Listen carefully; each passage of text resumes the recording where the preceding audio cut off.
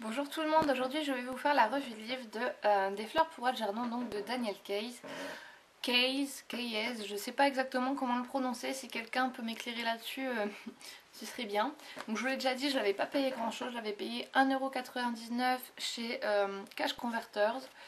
Voilà, donc ça faisait un moment que j'avais envie de le lire, j'avais envie de le lire depuis que Margot, des histoires de Margot en avait parlé. Il me semble que c'était au mois d'octobre ou de novembre, mais je suis absolument pas sûre, donc ce sera à vérifier. Donc que dire de ce livre? Déjà, je vais vous dire tout de suite, ça n'a pas été un coup de cœur parce que l'histoire est tellement belle et horrible en même temps que ça peut pas être un coup de cœur, mais c'est une très bonne lecture et j'en garderai vraiment tout le souvenir. Donc ici on trouve un garçon qui a 32 ans, donc je l'appelle un garçon et non pas un homme parce que il est arriéré mental. Donc il s'appelle Charlie Gordon. Je vérifie, oui c'est ça, Gordon. Et donc il est un peu arriéré, il n'a pas de famille, au début on ne connaît rien de sa famille, et on sait qu'il travaille dans une boulangerie. Et donc voilà, c'est tout ce qu'on sait de lui au début. Donc c'est écrit sous forme de compte rendu. Et vous allez voir, je ne sais pas si vous allez voir, mais regardez rien que le mot compte rendu, comment il est écrit. Voilà, et donc il a appris à écrire un petit peu, mais il continue de faire beaucoup de fautes, etc. Et donc tout le début du livre est écrit comme ça, donc avec plein de fautes, avec... il écrit comme il entend les mots, comme il les parle, comme il parle. Donc par exemple le mot intelligent, il l'écrit de 36 000 façons, sauf de la bonne façon. Et donc voilà, donc il est question ici de lui faire une opération pour le rendre plus intelligent. Et c'est ce qu'il a toujours rêvé parce qu'il veut être intelligent, parce qu'il pense qu'en étant intelligent, il aura beaucoup plus d'amis qu'il en a maintenant. Et donc on suit toute l'opération, donc voilà, il se fait opérer. Au début, il voit pas du tout de changement en lui. Et au fur et à mesure, il se rend compte que déjà il peut beaucoup mieux lire, qu'il peut mieux écrire, il arrive à enregistrer les choses.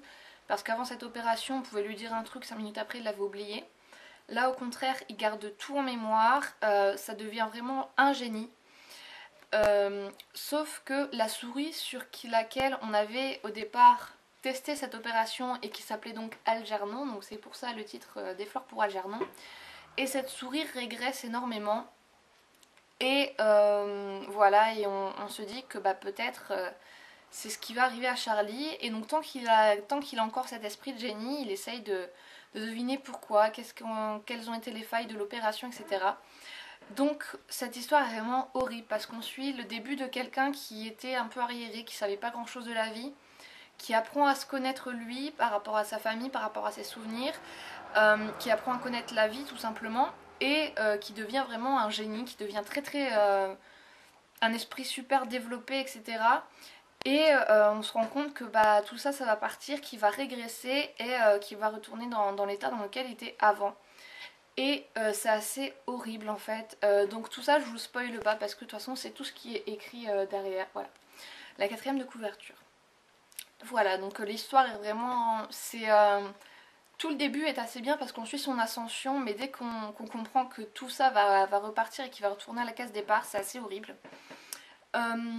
Mis à part ça, que dire? Par rapport à l'écriture, donc déjà on voit un grand changement.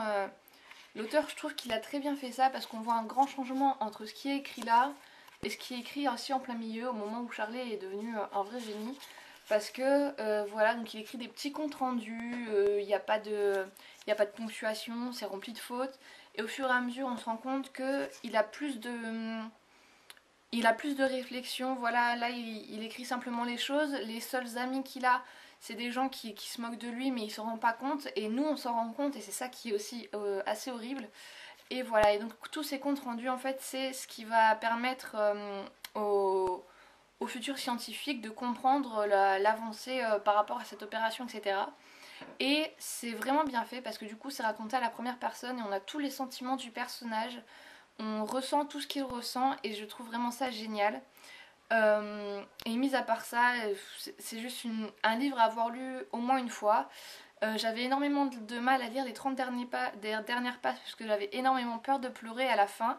Donc je me suis pas écroulée en pleurs, mais j'ai quand même versé ma petite larme parce que c'est assez horrible quoi. Ça se termine et on se dit bah voilà, tout ça pour ça et c'est assez horrible. Mais c'est une histoire vraiment qui est magnifique et que je recommande énormément. Donc moi d'habitude qui n'aime pas la science-fiction, c'est de la science-fiction et j'ai très bien... Ça m'a plu, voilà.